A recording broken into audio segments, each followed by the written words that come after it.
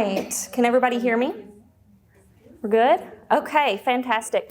My name is Christina Daffrin. I'm the Youth Services Librarian at the Russell County Public Library. If any of you were in here for the previous session in this room, that was the lovely Miss Angela Boggs.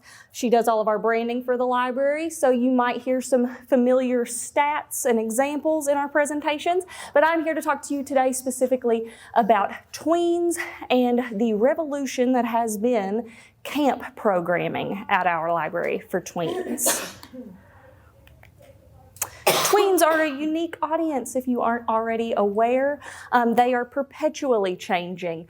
They are that interesting gap between your story hour crowd, early learners, but they're not yet independent teens. They're still very much at the mercy of their parents as far as transportation and what they're allowed to participate in. Their interests vary widely, but then there are certain fads that seem to bring all of them together. Most tweens at this point have cell phones. That was not always a thing.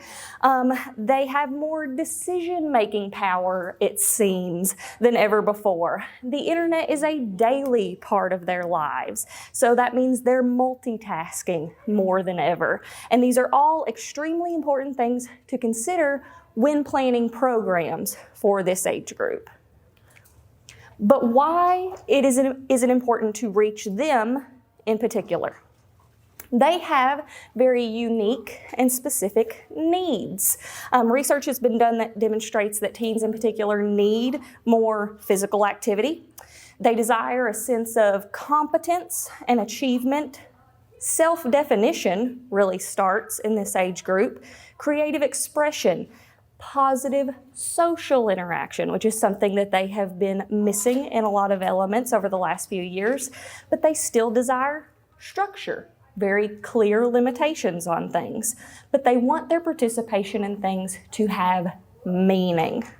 Libraries can provide a safe and structured environment for them to start contributing to society, but it also provides a secure space for them to start making some of their own decisions as well.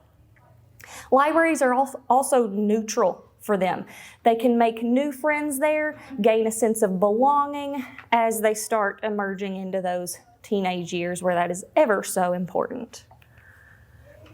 But how do you keep it relevant? We've identified that they're extremely unique and changing all the time.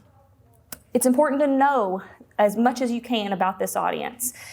On the whole, they are craving time to explore new interests with their peers. If you know that, that will get you a long way. It's important to get feedback on the programs that currently exist.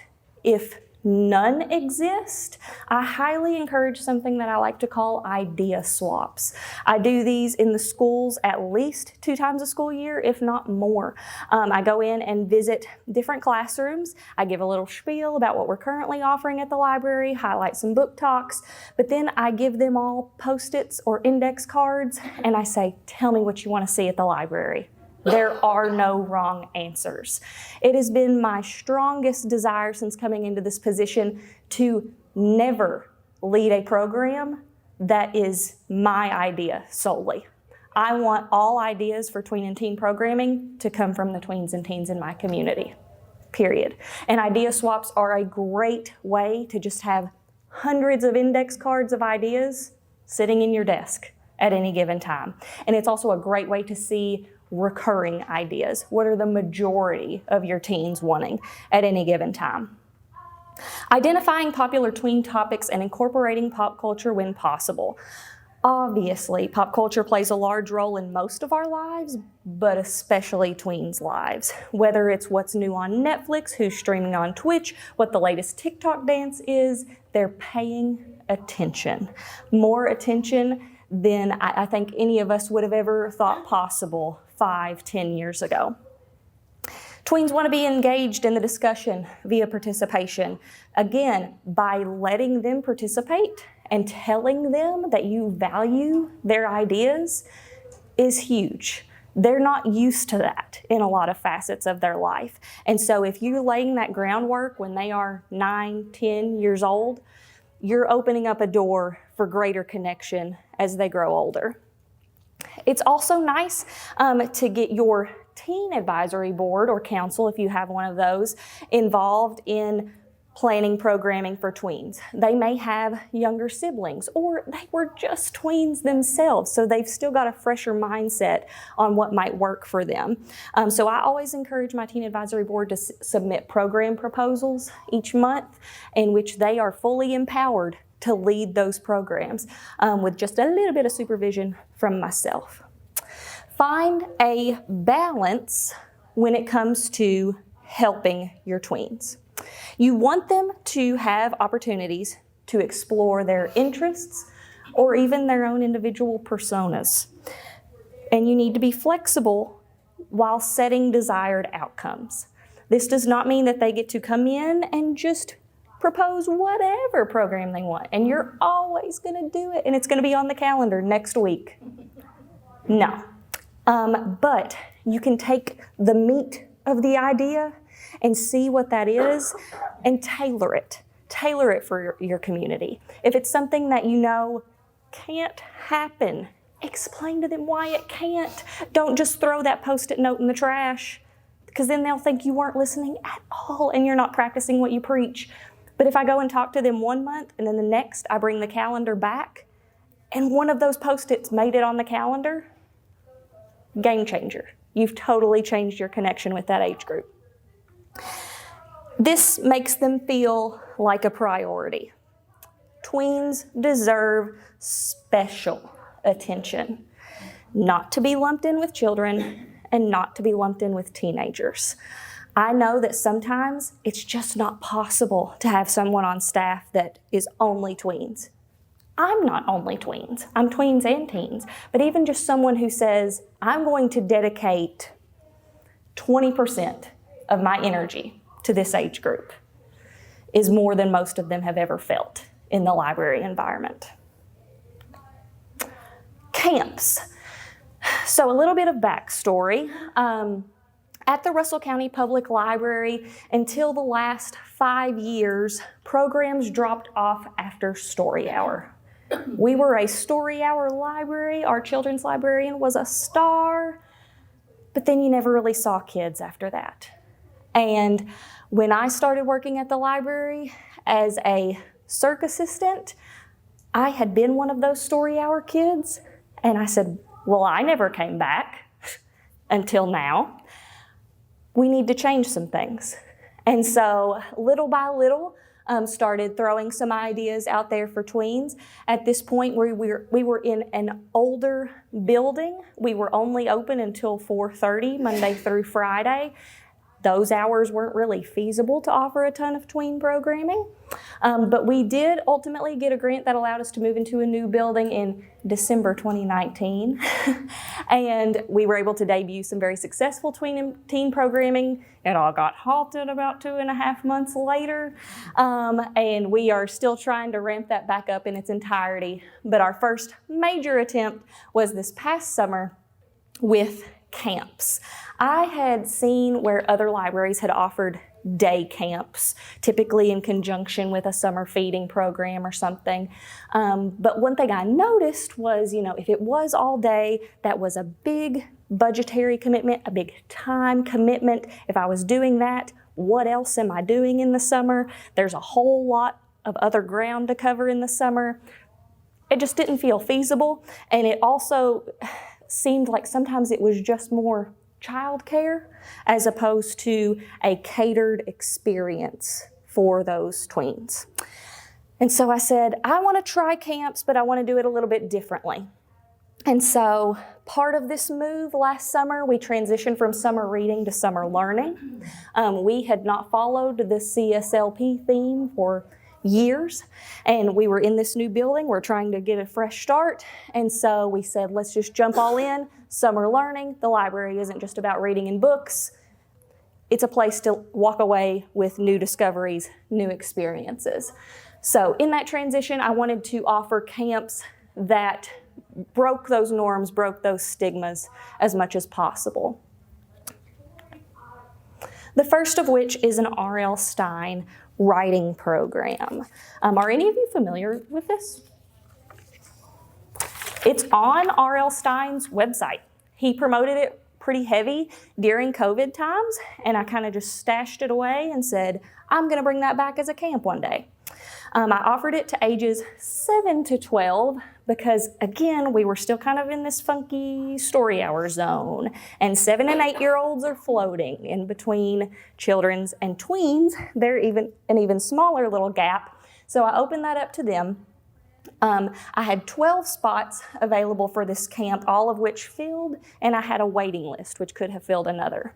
I had plenty of teen advisory board members helping me throughout the camp because these students are generating ideas, developing characters, writing their own stories, and I can't revise 8 stories at one time. And so it was really nice to have that tab help on board. But again, all of the content completely outlined for 2 weeks worth of camp was available on R.L. Stein's website. I had to do no outlining whatsoever. And once their works were completed, they were motivated to share them with friends and family at an open mic event the following Saturday. That was a huge deal for them. A lot of them, that was their first time exposing their writing to anyone, but in particular, people that they cared about. I offered this the first 2 weeks of June, so it was one of the very first things that we did as part of summer learning. And the main reason that I did it after seeing that R.L. Stein had this available is Scary Stories to Tell in the Dark has been our #1 juvenile checkout for like 3 years running. It's a thing. They like scary stories. So anything to lean into that, I'm very much a fan of. My second camp was Adventures in Animation. I actually opened this up to tweens and teens. Again, 12 spots only, filled entirely with a waiting list, but most of my signups were in the tween age group. I brought in a local webcomic artist who is very familiar with various drawing and animation styles because I am by no means an animator or an artist. And so I wanted to form that partnership and bring in that assistance. The campers generated story ideas, sketched characters, made storyboards, and then we did have a gallery showcase the following Saturday, again for friends and family. This was the second week of July, so it was just a 1-week camp. We met 2 hours each day, Monday through Thursday, so a total of 8 hours to get these projects done. And again, inspiration there. They just can't get their hands off of the graphic novels and drawing books in the juvenile section. So very appealing to them. Cosplay camp was another one that I offered to tweens and teens. We did fill this one with a waiting list as well, and again, primarily filled with tweens. This camp was featured in our summer learning booklet and completely filled up before we did any additional promo. That's why I don't have an awesome graphic created by Angela. I just have the blurb that was featured in our booklet. I brought in a local cosplayer who was also a hairstylist, makeup artist for daily showcases of her different cosplays that she's used at cons. I have been to cons and I have cosplayed, but I think it's always nice for them to see someone other than myself. Participants generated their concepts and developed costumes and prop designs, completing their cosplays by the end of the week. This all culminated in a cosplay showcase, which opened our first annual RCPL Con the following Saturday.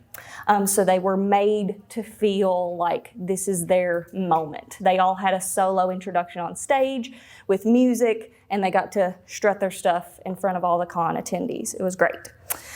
This was, like I said, 4th week of July, so it really wrapped up summer learning in a sense. I have an anime manga club that meets on a monthly basis, and they cosplay every month. So I knew that a cosplay camp would work, but RCPL Con just heightened that interest. It made cosplay a possibility for everyone, not just fans of anime and manga. So after summer and seeing all of these successes and then trends with the tweens in particular, I said, okay, fall break, let's keep the ball rolling. In the summer, I took note that I didn't see as many teens in the summer as I do during the school year, but I was totally okay with that. Most of them were working, or they were in marching band or some variety of sport that just took them out for that season of life. But then they come back during the school year and they're there every week, multiple times a week. It's fine. Tweens, on the other hand, I feel like I only see them during breaks. During the school year, again, they're at the mercy of their parents, and if their parents choose dance or sports, they're not going to come to coding club at the library. They're going to go to the thing that they're paying for. And I understand that. But parents are willing to carve out a week where they come and drop off their kid at their lunch break for a camp. Just a difference that has been noted. So fall break, we decided to try a cooking camp for ages 9 to 12. I only did 8 spots for this because I was quite nervous about them using sharp tools and materials. But they all filled up. There was a waiting list. Again, Teen Advisory Board are great to have around for things like this, so that way if they're all chopping at the same time, there are eyes on all of them and it's all okay. And then just having them to wash dishes in between smoothie making, we got to wash out those blenders like 4 times. So having that assistance is fantastic. Tweens learned kitchen safety and hygiene and created a variety of delicious dishes, including breakfast smoothies, gazpacho, veggie dips, and mini dessert trifles. What ties all of those together? No heat required, because I do not have an infinite supply of ovens. We don't even have the one. So, no heat required for any of those. It was inspired by, you guys are familiar with DK, that brand of books. They have something called the No Cook Cookbook. It's a game changer. Highly recommend it. We had used that book for a one-off family program during summer learning entitled Farm to Table, in which we set up a farmer's market in the library. They went and gathered all of their ingredients and they cooked a meal for their families. So, cooking, always gonna work. Call it, Master Chef, Iron, whatever. They'll dig it. They'll love it. You can't keep them away from it. What's next? So, spring break for me in just like a couple of weeks, first full week of April, we are looking at doing a Minecraft camp. So, just generally, what I'm thinking right now. It will be offered to ages 9 to 12. I'm going to have 8 spots available, hoping for Teen Advisory Board assistance if they're available, but I'm also seeking collaboration with our local Technology Student Association. They are very much into engineering. That's the program that they're in. That's the career track that they're on in high school. And I am planning to offer a variety of building challenges, just opportunities for discovery, problem solving. I'm a big fan of taking popular video games and bringing them to the real world. At this point, I have done Fortnite, Among Us, and Animal Crossing in real life. And so this will be Minecraft camp with a limitation, but then we're going to culminate the week with Minecraft IRL for the entire community, all ages. So it's going to be a thing. I've been collecting boxes for a couple months, planning to fill our community room where they just walk in and start mining. We'll see. How do I implement camps at my library? Because all libraries are different. First off, identify staff that you think would want to work with tweens, or maybe already does, but maybe hasn't made that firm commitment just yet. They're out there, I promise. Even if you just start offering some family things, you'll take note of the staff members that really engage with that 9 to 12. It's a very unique group, but throw out slime on a random Friday afternoon. They'll show up and you'll be able to identify what staff work well with them. Reach out, identify community partners who work with tweens to gather their ideas. Odds are there is some type of organization or nonprofit or team or class that they're all going to throughout the school year and they know what works. Talk to them. do some research, run some reports on what books are circulating, check the Amazon or bestseller charts on what books and TV shows and movies are hot with that age. Scroll TikTok. I mean, it's not as difficult as it may seem to find ways to gather ideas. Schedule wisely. Tweens have busy schedules, and again, at the mercy of their parents. Scheduling camps during breaks, at this point, have garnered better attendance and commitment. I say commitment really on the case of the parents, because kids, I go to the schools and they'd come to everything if they could. But again, the parents have to get them there. Someone has to get them there. And we are in a small rural town that doesn't have any certain local transportation system. And so if they're getting there, it's got to be someone that's a parent or guardian. So again, scheduling during breaks has been very beneficial for that. Promote it heavily. I plan to be in the schools seeing every single 4th and 5th grader in my county over the next 2 weeks and telling them about Minecraft Camp and Minecraft IRL. I have handouts for every single elementary student in our county. We're going to be doing tons of in-house promotion. So we've got a TV that will have these things scrolling behind us at the circulation desk. We have the wonderful Discover What Speaks to You booklet that Miss Angela does every month. We have social media, Facebook, Instagram, that will be putting these things out. And then our website will be updated with a banner and a link to a page about all of our wonderful spring break activities for all ages.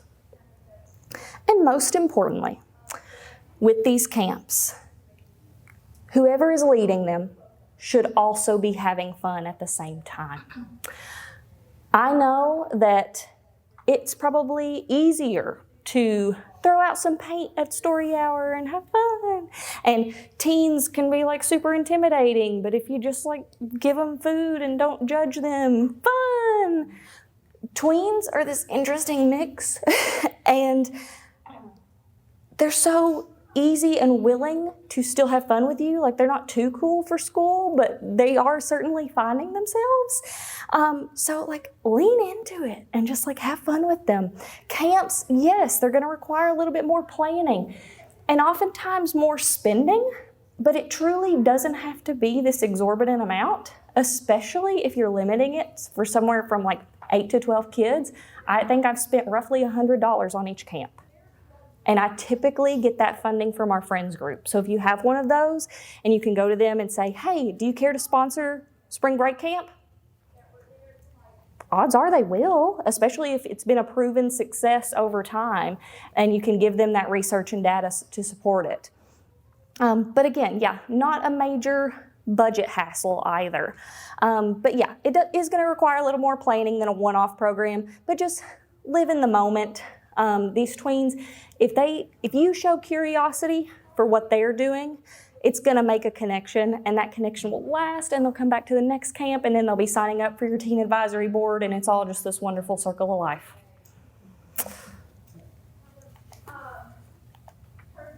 Questions? Talk to me. Yep. I'm immediately interested in the video games in real life. Yeah. How do you do those programs, and what do they consist of? Okay, so Fortnite was very much just a Nerf war. But we had the, cookies designed after, and this comes from someone who has never played Fortnite, so my terminology is going to be incorrect. But the bucks, what are the bucks? Cookies, and they've got the blue on them. Whatever the bucks are that they spend. We designed cookies like that. They got gift cards. They got entered for a gift card. And then we also just had screens set up and stuff where they could play Fortnite, actually. But the Nerf War was the biggest pull for that one. Among Us in Real Life, that was an after-hours program. Turned off all the lights, set up tasks in all the different spaces around the library. I really wanted to do like colored laundry hampers and make them actually look like the little guys. Didn't get to spend that much money. So they just got an assigned button color because most of these kids didn't know each other anyway. And so they could just kind of point and say like, red is sus, And So yeah, but it was a lot of fun, and I did those in sign-ups, and it ran for 2 hours, 10 minutes apiece. So we did like 12 different sessions of 10 kids. So we reached 120 kids through among us. Animal Crossing was very station-based. Go fishing over here, and we had like Orbeez and stuff, and they could like make their own fishes. Like, have you seen like the ink printing with fish? We kind of like manipulated that with like bubble wrap and stuff. Sand sensory things, that was more of an all ages, so we did have elements for the younger ones, but it was trying to reach that tween crowd as well. And then Minecraft, like I said, I'm just going to fill up the community room with boxes. That's going to be my main one. But then they'll also get to make their little cube heads, and we'll have stuff for the littles, because now toddlers are wearing Minecraft pajamas and they don't even know what it is, but we'll have things for them. So do you ever play Minecraft as a group? Play the game, not do the in real life part? So we have one of our public computers that has Minecraft EDU on it, and that is very popular. It's almost always in use when tweens are either waiting for a program to start or waiting for a parent to get done doing something. We haven't ventured out into servers and everyone playing games at the same time. That was attempted prior to me coming on board, some just gaming programs where all people did was come in and game.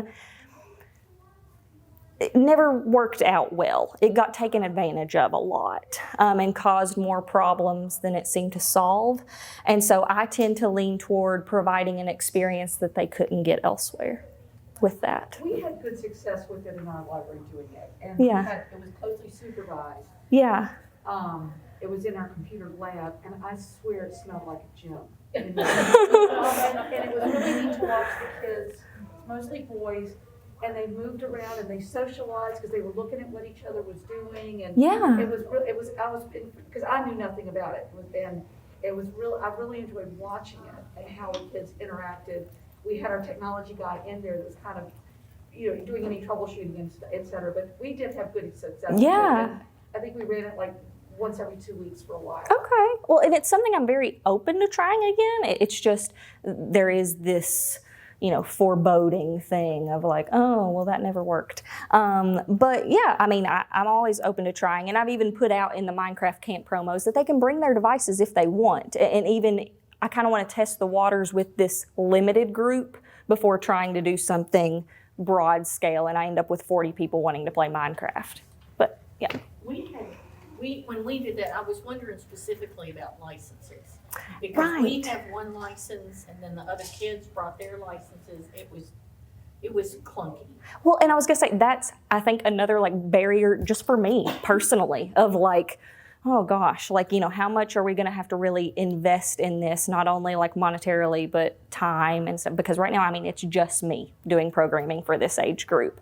But not to say that I won't attempt it at some point. Yeah.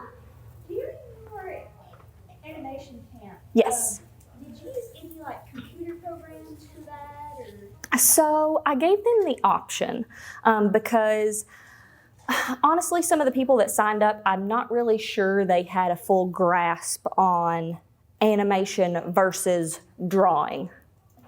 And so I ended up with a lot of flip books where people just felt more comfortable with pencil and paper. I did have people use programs on iPads. I think there was one just called Animate.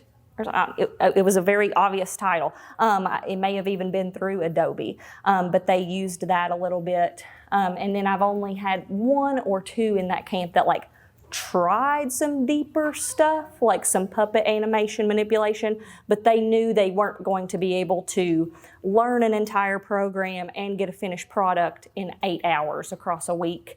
But it's something that like sparked an interest, and they've been coming into the library and kind of tinkering with it since. But yeah. Oh, I sure. wanted to see if anybody else had one back there. Yeah. So I noticed on the animation and cosplay slides, those were ages 9 to 18. They were, Now, yes. How did that work?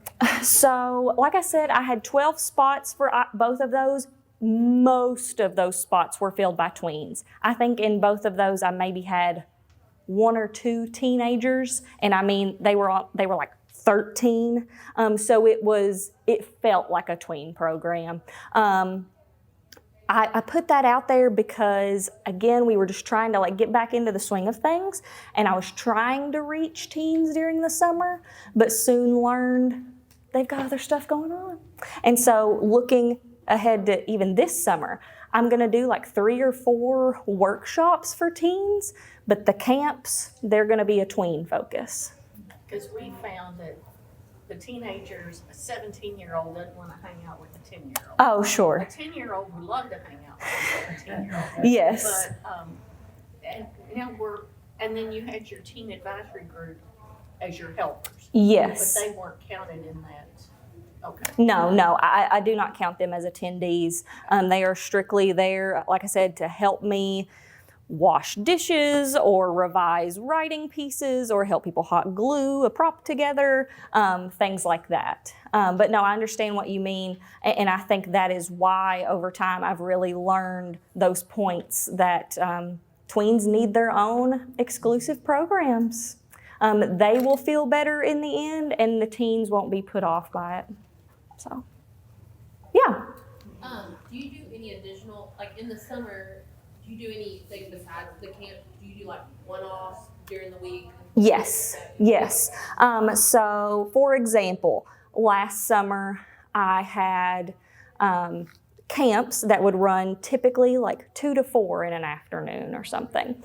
But then one day a week I'd go out to a random community space. We called it community spaces, and that was a family program, but we did have tweens that came out to that, and they were just in the far reaches of our county in attempts to pull them in. And then on Fridays I would do Family Fun Fridays, and that's where we had the Farm to Table program that I mentioned.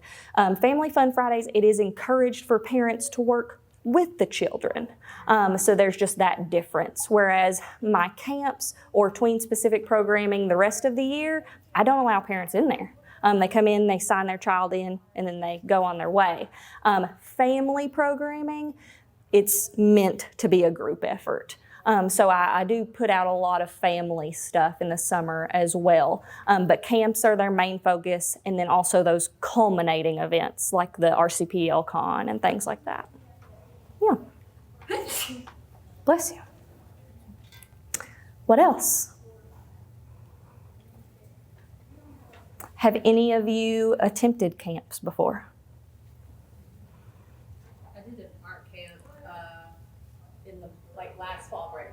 So Okay. previous fall break, and it went surprisingly well. So much so that I would probably attempt to do something like that again. I'm thinking about a cooking camp maybe this summer. Yeah. But yeah, it's something about the routine of coming every day. It brought them in more so than maybe every Tuesday for the whole summer. I think Right. It kind of works better and you can build off of it more too. That was my big thing, is because I would be going through these DK books or STEM books and stuff, and I'd be like, well, that's great, but the terrarium has to sit here for 3 days on the window, Okay, how do we get away with this when I have an hour-long program? And so that really just got those gears turning for a camp of all the possibilities of things that I could do if I had 4 solid days, even just a couple hours each day with the same group of kids. But yeah, and I think too, especially in the summer, people are in somewhat of a camp mindset. The social media targets for tween programming has to be the parent. They're not floating around on Facebook.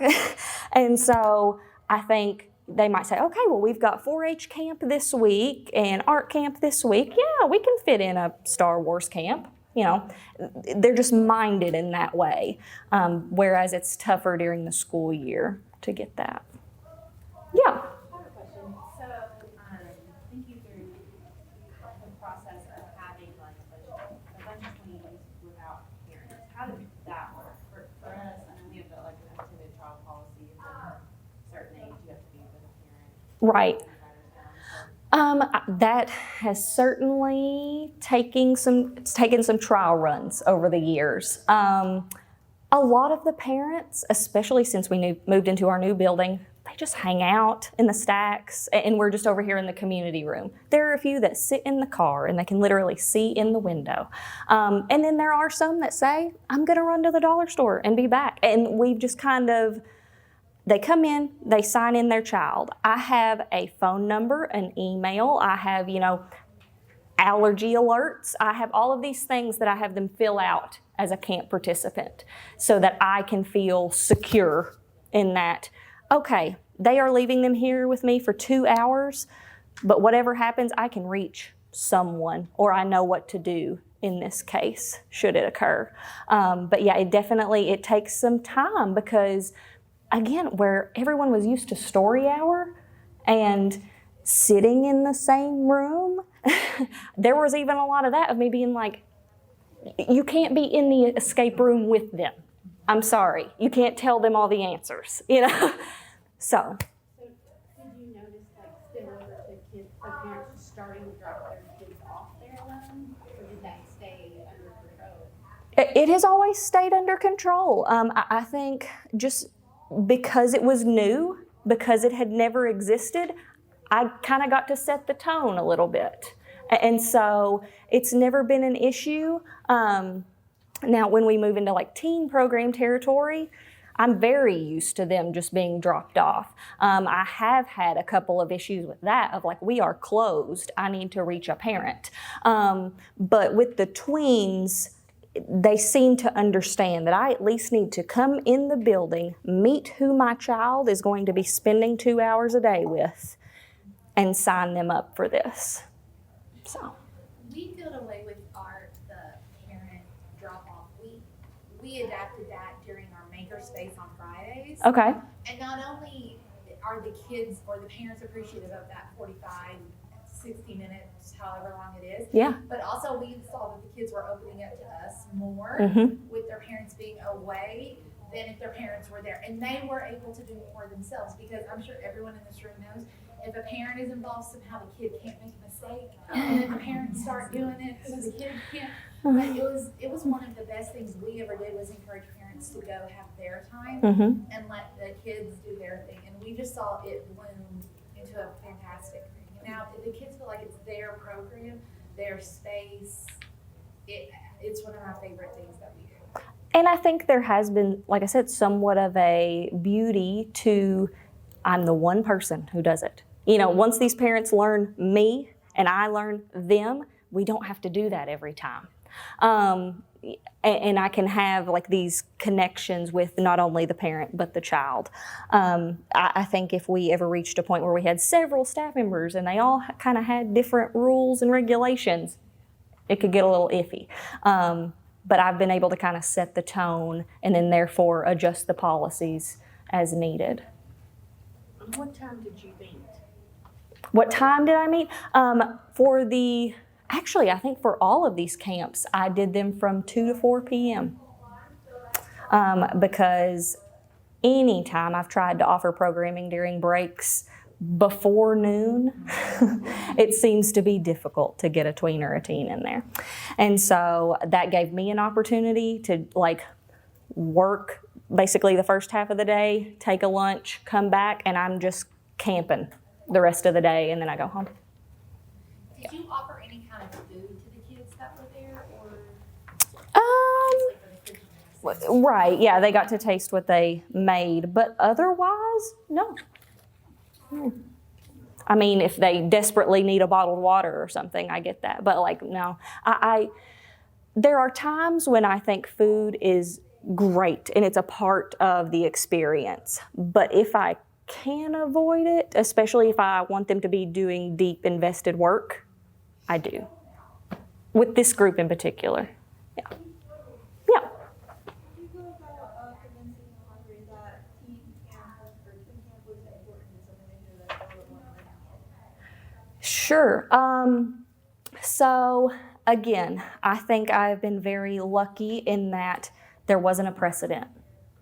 And so I had been working on building up a tween audience for years.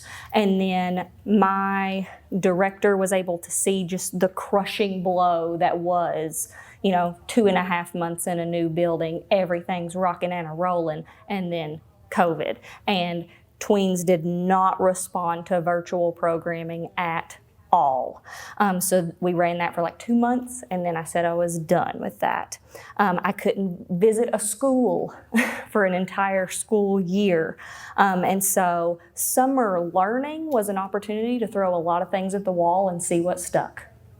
And so I pitched this idea with like full-fledged outlines for each of my camps. Here's what day 1 looks like. Here's what day 2 looks like. And so that way, it was convincing enough that I was going to follow through on these plans. It wasn't just like, I'll do a camp and who knows how long it'll last and what we'll do and who will show up. I ironed that out in great detail and planned what my budget would be in order to go to the friends and say, hey, can I have $500 to cover 4 camps throughout the summer? And I'll probably ask for $100 for Minecraft camp.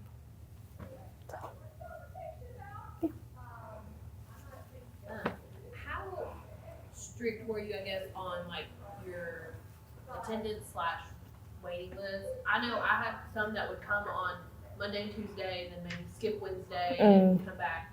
So I know you had it limited to 8 or 12. Mm-hmm. You really want 8 kids to come, and if you how do you manage that? Right.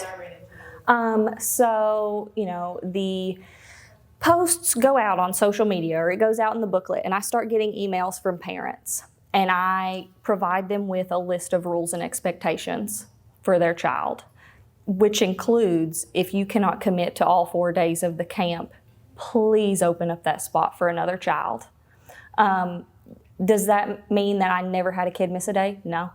But it was usually with good reason. It was, they woke up horrifically sick. Well, I don't want them coming to make smoothies when they're sick anyway. Yeah, and sometimes there would be like, my child loves R.L. Stein, but they will be getting back from 4-H camp on that Monday. And I'm like, if it's just Monday and they're willing to come in 30 minutes early on Tuesday, I'll get them caught up. But if it's going to be just a loosey-goosey situation, I start making calls that Monday and pull somebody from the waiting list. Yep. Anything else? Yeah. What is on your camper application, I guess? Like, what type of questions? So it's not so much for me like an application. Like it'll go out broadly and say, cosplay camp. Register by emailing Christina Daffrin. And then the email comes in. And then a lot of times that's where I get questions and those clarifying things. But I do make up that outline of rules and expectations for campers, which is more show up on time. Let me know if you're not going to. If it's cooking camp, you will be using sharp objects. Always wear an apron. Hand washing is important. Like it really depends on the camp. But I try to be as overly explained as possible. Like basically pretend these children have never even used scissors and put it on the paper because I don't want to be caught off guard by any sort of like, what? You didn't tell me they'd be using a blender. So, yeah. Anything else? Okay, moral of the story, tweens are cool. Find ways to cater programming for them if at all possible. Seek out amazing staff members, partners, and be willing to give camps a try. I promise you, they're fun for all involved. Thank you very much for being here.